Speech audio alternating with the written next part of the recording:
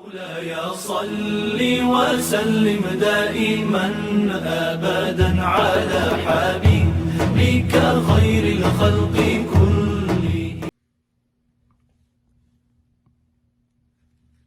اليوم تجزى كل نفس بما كسبت لا ظلم اليوم إن الله سريع الحساب. Today, everyone will be recompensed for what one earned. There is no injustice today. Surely, Allah is swift in reckoning.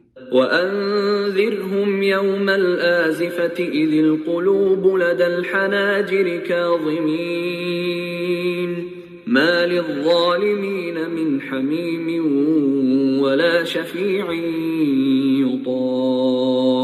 And warn them of the day of approaching horror, when hearts will jump up into the throats, and they will be choked. There will be neither a friend for the unjust, nor an intercessor to be listened to. يعلم خائنة الأعين وما تخفي الصدور. He knows the treachery of the eyes and whatever is concealed by hearts. والله يقضي بالحق والذين يدعون من دونه لا يقضون بشيء إن الله هو السميع البصير. He will give his judgment with truth, and those whom they invoke beside him cannot judge anything. Surely, it is Allah who is hearing, seeing. أولم يسر. So verse number 17 says, Al-yawma tujza kullu nafsin bima kasabat. That day everybody will get the return of what they have earned. Kullu nafsin, every single, bima kasabat. Kasabat means earning. La yudhlim al-yawm. Nobody will be done injustice that day. Inna Allah sari'ul hisab. Indeed, Allah is swift in recompense or reckoning in calculation. So Allah will be judging every individual, and there is a description that those people who keep secrets of others' shortcomings, Allah will create a curtain around that person so nobody could see this person, and Allah will privately question him and will forgive that person because they keep the secret of others. Those who publicly embarrass others, and they will be shamed and publicly others. So this is one of the things to be known about it. وَانْزِرْهُمْ يَوْمَ آزفة إذ القلوب لدي الحناجر كاظمين. And that day, and it warned, they have been warned about the day of approaching horror. That will be such a horrible day for disbelievers, not the believers. With the heart will be jumping up into the throne. Hanajir is throat, qulub is heart, kadhimin, and that they feel like choking into because their heart. You know, sometimes when we have certain choking sensation and we have certain anxiety and fear, and then the heart comes into our throat, and this is ma lidh-dhalimin min hamim wala shafi yuta. And that there will neither be a friend or for the unjust, nor there will be intercessor to be listened. So Prophet will intercede for the believers. He cannot intercede, or he will not intercede for disbeliever, because he is for the Allah and Allah is with him. And this is where it is that he will not disobey Allah and intercede for those who disbelieve in him or disbelieve in Allah's messenger. So, يَعْلَمُ خَائِنُهُ الْعَيْنِ وَمَا تُخْفِي الصُّدُورِ. And he know what is the treachery of the eye, because people used to, would use the eyes to, show their look right and left and make wicked, a winking eye and all that. So Allah subhanahu wa ta'ala is referring those things, those people who are who do the treachery by using their eyes in expression, in their bodily expression, and they hide that they would come and say that they believe, they do not believe. They say, yeah, we are okay and this and that, but actually in their heart they have an enormous hate for the Islam and the Muslim and Allah and His Messenger and His Quran and His Deen. So, Allahu yaqdi bil haqq, and then Allah will give His judgment with the truth. Allah is the one who will be judged on the day of judgment. This is why Muslims are being told, do not be judgmental, just be what you call the assisting or facilitator for the goodness, not to be the judge. And there is an enormous difference that today we are judging everybody and we are not judging ourselves. As Prophet says, a person can see the speck in the other's eye but not see a log in his own eye. And this is a very enormous, beautiful thing, that we have a lot of shortcomings, but we look for the shortcomings of others and we try to be judgmental. And this is where we have to be very careful.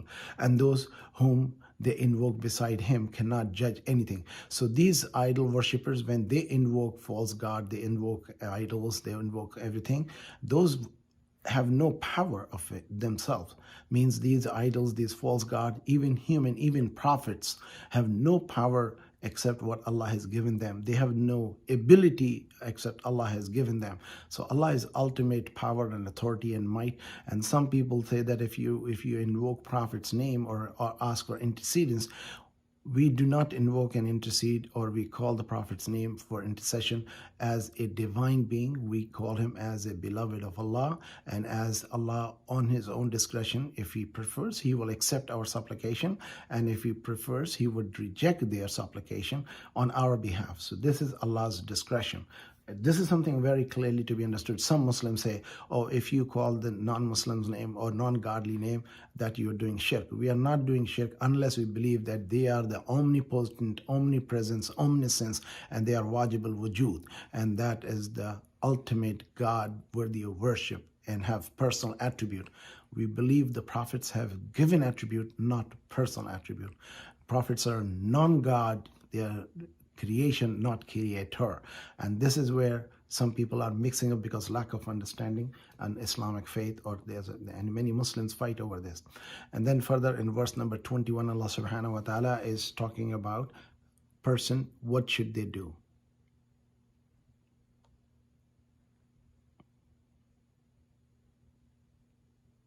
أولم يسيروا في الأرض فينظروا كيف كان عاقبة الذين كانوا من قبلهم كانوا هم أشد منهم قوة وآثارا في الأرض فأخذهم الله بذنوبهم وما كان لهم من الله من واق. Have they not travelled through the earth and seen how was the fate of those who used to be before them?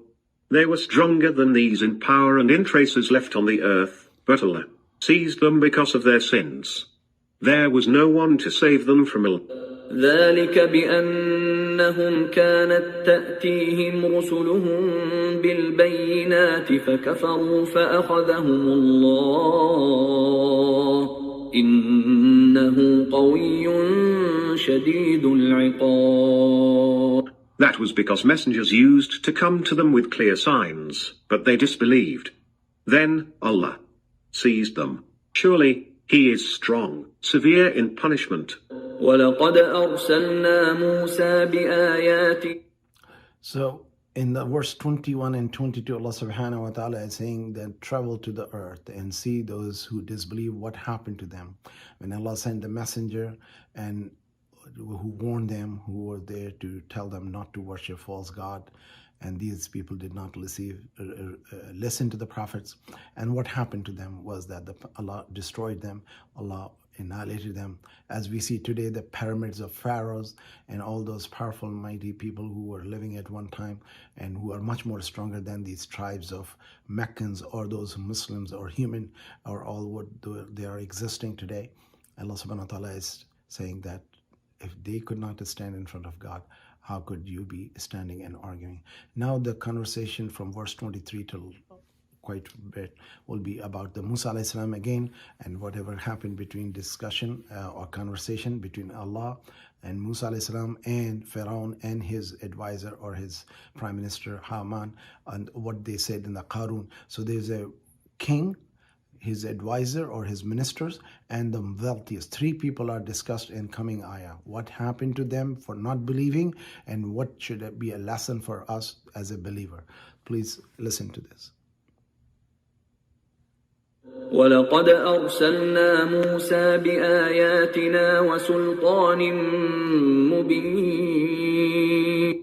Indeed, we sent Musa with our signs and a manifest proof. إِلَى فِرْعَوْنَ وَهَامَانَ وَقَارُونَ فَقَالُوا سَاحِرٌ كَذَّابٌ. To Pharaoh and Haman and Karun, but they said, he is a sorcerer, a liar. فَلَمَّا جَاءَهُم بِالْحَقِّ مِنْ عِنْدِنَا قَالُوا اقْتُلُوا أَبْنَاءَ الَّذِينَ آمَنُوا مَعَهُ وَاسْتَحْيُوا نِسَاءَهُمْ وَمَا كَيْدُ الْكَافِرِينَ إِلَّا فِي ضَلَالٍ. And when he brought them the truth from us, They said, kill the sons of those who have accepted faith with him, and spare the lives of their women. But the plot of the disbelievers is nothing but a failure. وقال فرعون ذروني أقتل موسى وليدع ربه إني أخاف أن يبدل دينكم أو أن يظهر في الأرض الفساد. And Pharaoh said, let me kill Musa, and let him call his Lord. I am afraid that he will change your religion or he will cause havoc to appear in the land. وقال موسى إني عذت بربي وربكم من كل متكبر لا يؤمن بيوم الحساب. And Musa said, I have sought protection of my Lord and your Lord from every arrogant man who does not believe in the day of reckoning. So up to verse number 27, Allah subhanahu wa ta'ala is beginning the conversation about the Musa alayhi salam and Fir'aun and Haman. And what they did is, when Allah sent him, Musa alayhi salam, with the clear sign, they denied him. And with the might, Allah subhanahu wa ta'ala gave him a sultan. Sultan means Allah gave him the miracles of a staff and all the power what Allah could give to Musa alayhi salam for the need of convincing Pharaoh and his courtiers, or the people on his court, and they denied him. And obviously, Qarun was actually one of the Israelites. He was not a Egyptian. And Allah gave him a lot of wealth and might. So as a Muslim, if we have a wealth in non-Muslim situation and we have a good relation, we should not forget that our place is believing Allah subhanahu wa ta'ala. So, and then what the Pharaoh did, he said, leave me alone, I'm going to take care of him. And what they did, this is kind of a lot of things put together in these verses, that they used to kill their men and they would let their women be alive. So what it was referenced that either they would rape them or they will take them as slave and use them for breeding of children, so that those children could work for them. This is why, because when they start killing everybody, they realize that these slaves will be dead, and when the men and women are killed, then who will be there to work for them? So they said, okay, leave the women alone, and what you should do is you depopulate them by what is they do. They would 1 year will kill the children's male, and 1 year they will not kill them. And this is what happened. And the Musa alayhi salam's brother, the year he was born, they would not kill the children. So his elder brother was saved from that. And when Musa alayhi salam was born, that was the year when they would kill the children. And this is how Musa alayhi salam was mentioned in other verses which we have heard. Allah saved him, and Allah gave the wahi to his mom that take the baby and put it in the water, and he was raised in the Pharaoh's home. So Pharaoh was actually afraid of Musa alayhi salam as he grew up, and he knew that he cannot hurt him, but he would say, oh people, leave me alone and let me kill him, because the advisor said, if you kill Musa, you might find a bigger revolt here. So what they did is, they individually, what they do today, they go and bomb individual country, or they go and take the people and kill them. This is what they are doing, and what is doing in Palestine, and what is happening in India today, that they are taking one little girl and they are torturing her, and they are removing them from they're forcing them to remove their hijab. And Allah subhanahu wa ta'ala is showing that Allah has so much power given to this little girl, and those little poor helpless Palestinian, these are the people of faith. When we see that, and it is not just 1 day or two, it is going on for almost several many years. So Pharaoh was trying to say that leave me alone, and I'm going to kill Musa, but he could not, because he was afraid of Musa alayhi salam. And then Musa alayhi salam said, I have protection from Allah. So who has been protected from Allah? Nobody can touch that person. This is something very interesting. And then there was a man in the court of Pharaoh who was a believer, who was Egyptian, and he was trying to not to show his identity, yet he wanted to be an advisor or wise man to advise these people. Listen to the message. You're not even listening to the message of Musa alayhi salam, and this conversation finally become manifest. So listen to this, verse number 28 and onwards. وقال رجل مؤمن من آل فرعون يكتم إيمانه أتقتلون رجلا أن يقول ربي الله وقد جاءكم بالبينات من ربكم وإن يك كاذبا فعليه كذبه وإن يك صادقا يصبكم بعض الذي يعدكم إن الله لا يهدي من هو مسرف كذاب. And said a believing man from the house of Pharaoh who had kept his faith secret, would you kill a man because he says, Allah is my Lord, while he has come to you with clear signs from your Lord? If he is a liar, his lie will fall back on himself, and if he is truthful, some of that punishment, of which he warns you, will afflict you. Indeed, Allah does not give guidance to anyone who is transgressor, a liar.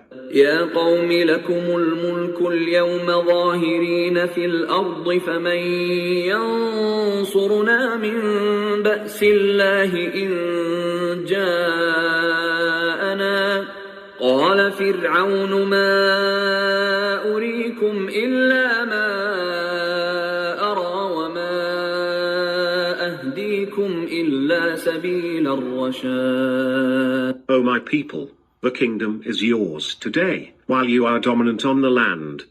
But who is going to help us against Allah's punishment, if it comes upon us? Pharaoh said, I do not give you an opinion unless I myself believe it to be correct, and I do not direct you to anything but to the right way. وقال الذي آمن يا قوم إني أخاف عليكم مثل يوم الأحزاب. Said he who had believed, I fear for you something like a day of the disbelieving groups of the past. مثل دأب قوم. So we hear this verse's conversation from verse number 27, 28, that this man who was a believer, but he was hiding his belief, his faith, and he was trying to politely convince his people to don't be so much rebellious and just do not outright reject. If Musa alayhi salam is, if he's offering a message, or if he's saying to believe in God, at least listen to him, at least see what he has to say or what he has to offer.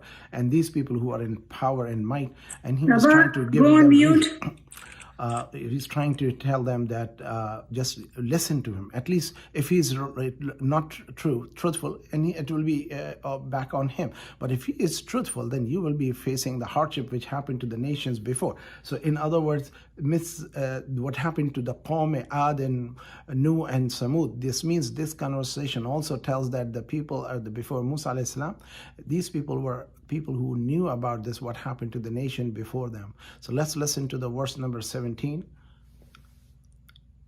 So verse number 31. مثل دأب قوم نوح وعاد وثمود والذين من بعدهم وما الله يريد ظلما للعباد. Like the fate of the people of Nuh and Ad and Thamud and those who were after them, and Allah does not intend to do any injustice to his servants. وَيَا قَوْمِ إِنِّي أَخَافُ عَلَيْكُمْ يَوْمَ التَّنَادِ. And O my people, I fear for you a day in which people will call one another. يَوْمَ تُوَلُّونَ مُدْبِرِينَ مَا لَكُمْ مِنَ اللَّهِ مِنْ عَاصِمٍ وَمَنْ يُضْلِلِ اللَّهُ فَمَا لَهُ مِنْ هَادٍ. A day when you will turn back on your heels, having no one to save you from Allah. But whomever Allah lets go astray, for him there is no one to guide. وَلَقَدْ جَاءَكُمْ يُوسُفُ مِنْ قَبْلُ بِالْبَيِّنَاتِ فَمَا زِلْتُمْ فِي شَكٍّ مِّمَّا جَاءَكُمْ بِهِ حَتَّى إذا هلك قلتم لن يبعث الله من بعده رسولا كذلك يضل الله من هو مسرف مرتاب. And Yusuf had already come to you earlier with clear signs, but you remained in suspicion about what he brought to you, until when he died, you said, Allah will never send a messenger after him. That is how Allah lets go astray anyone who crosses limits and lives in doubt. الذين يجادلون في آيات الله بغير سلطان أتاهم كبر مقتا عند الله وعند الذين آمنوا كذلك يطبع الله على كل قلب متكبر جبار. Those who quarrel in Allah's verses without any authority having reached them. It is terribly hateful with Allah and with those who believe. That is how Allah stamps a seal on the entire heart of an arrogant tyrant. وقال فرعون يا هامان ابن لي صرحا لعلي أبلغ الأسباب. And Pharaoh said, O Haman, make a tower for me. Perhaps I could reach the ways. أسباب السماوات فأطلع إلى إله موسى وإني لأظنه كاذبا وكذلك زين لفرعون سوء عمله وصد عن السبيل وما كيد فرعون إلا في تباب. The ways to the heavens, and peak towards the God of Musa, and indeed I deem him a liar. That is how his evil deeds were made attractive to Pharaoh, and how he was held back from the way. The evil design of Pharaoh was to end in nothing but ruin. وقال الذي آمن يا قوم اتبعون أهدكم سبيل الرشاد. And said he who had believed, O my people, follow me, I will show you the path of guidance. يا قوم إنما هذه الحياة الدنيا متاع وإن الآخرة هي دار القرار. O my people, this life of the world is only a momentary benefit, while the hereafter is, indeed, the place of permanent living. من عمل سيئة فلا يجزى إلا مثلها ومن عمل صالحا من ذكر أو أنثى وهو مؤمن فأولئك يدخلون الجنة يرزقون فيها بغير حساب. The one who does something evil will not be punished but in its equal proportion, but the one who does a righteous deed, be he male or female, while he is a believer, then such people will enter the Jannah, paradise, where they will be provided with bounties beyond reckoning. وَيَا قَوْمِ مَا لِي أَدْعُوكُمْ إِلَى النَّجَاةِ وَتَدْعُونَنِي إِلَى النَّارِ. And O my people, what is wrong with me that I call you to salvation and you call me to the fire? تدعونني لأكفر بالله وأشرك به ما ليس لي به علم وأنا أدعوكم إلى العزيز الغفار. You invite me to reject my belief in Allah and ascribe to him partners about whom I have no knowledge, while I invite you to him who is the mighty, the most forgiving. لا جرم أن ما تدعونني إليه ليس له دعوة في الدنيا ولا في الآخرة وأن مردنا إلى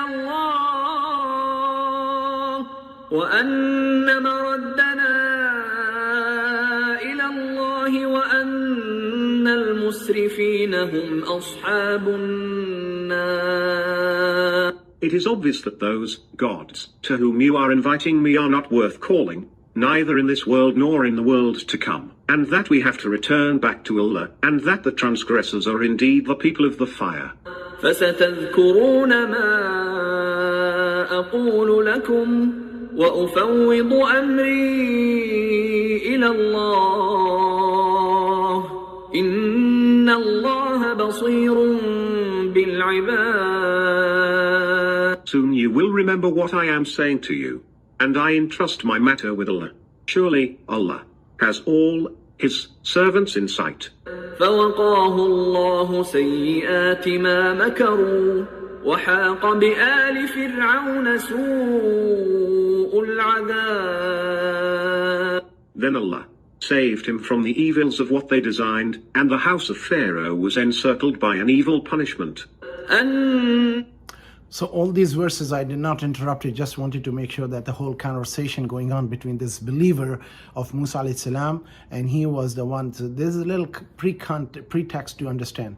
There's a mention of Yusuf alayhi salam. When Yusuf alayhi salam, we heard in Surah Yusuf, when he and his father Yaqub alayhi salam and all the brothers got settled down in Egypt, that is between at that time till Musa alayhi salam, these people were then living prosperous and peaceful. Then Pharaoh became powerful, and he put those people who were Jewish, or what we call the Muslim of that time, were put into slavery, and then these people were aware of the goodness and the faith of the people of Islam of that time. But not everybody at that time believe and become a believer. You know, when we hear the conversation that the Yusuf alayhi salam become very mighty and strong and was the ruler there, almost like he was the caretaker of the government. So not everybody was believer. So now then later on, these people who became in power, among the courtiers of the Pharaoh in the time of Musa alayhi salam, which was later after the Yusuf alayhi salam, this man believed because he was hiding his faith, because he knew that God and Allah and Islam. So he was politely trying to tell his nation and the courtiers about this conversation. So just to understand what was this all conversation suddenly popping in the middle of the discussion. And this is what it was. And this man who was trying to save his people not to rebel against Prophet Musa's message and believe what they had already known from Yusuf alayhi salam's time, because Yusuf alayhi salam did not actively preach Islam. He did not impose his belief upon the people. People were free to choose to be Muslim or non-Muslim. So many people who did not believe, later on they become powerful, and the Pharaoh came in power, and this is how all conversation happened. So this is how is the explanation of this, not to be getting lost in where suddenly Quran has a beauty of this twisting or turning on the topic in such a way that a person sometimes need to know why was this thing happening. So fact is that this person was among the descendant of those who believing and before the Pharaoh from the time of Yusuf alayhi salam, and then when they got the message of Musa alayhi salam, even though the people of the Musa alayhi salam were put in slavery for several generations, it's about 400 years distance has been mentioned between Yusuf alayhi salam and Musa alayhi salam, and these people, many of them knew and they believed, and when the Musa alayhi salam came in, they accepted the faith, and many of them who did not believe and who were already on the belief of non-Islamic faith, and they joined Pharaoh, and Pharaoh tried to impose his power by telling people the Musa alayhi salam is not the true prophet and messenger of God. So with this I will stop today, and as we know that the end Allah subhanahu wa ta'ala says, then Allah saved him from the evil of what they designed, and the house of Pharaoh was encircled by an evil punishment. So now these people were saved, and those who believed and those who did not believe were put to the punishment of Allah. And they are, as we can see, the signs of pyramids are there, but Pharaoh and anything detail is not available. We know about a lot of things about Pharaoh, but we do not know how they got vanished. We see Mayans, they were also vanished, and we see many other nations who had might and power, but there's no record left in, because just their ruins are left and their places and palaces are left. So this is how Allah subhanahu wa ta'ala does it. In other coming verses there are more information about it, which I would inshallah begin next Sunday, and we'll stop here today. So we'll stop today at verse number 46, which we heard and completed, and when Pharaoh and his people are being presented to the hellfire every day, morning and night, those who disbelieve in Allah. Coming inshallah we will talk about it. If you have any question, I will stop here. If you have any questions, please ask, and then inshallah we will bring in next Sunday with the verse number 47 and onwards. We'll stop here and we'll make the dua. If you have any question, any comment, any correction, any clarification, please ask me. Otherwise inshallah we will meet next Sunday.